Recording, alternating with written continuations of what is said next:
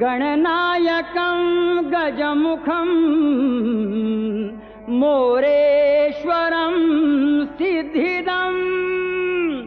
बल्लाळो मुरुडं विनायकमहं चिन्तामणिं थेवुरं लेण्याद्रिं गिरिजात्मजं सुरवरं विघ्नेश्वरं ओधरं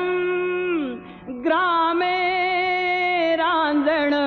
संस्थितं गणपतिं कुर्यात् सदा मंगलं शुभमंगल गोत्रे भिन्न परस्पराहुनि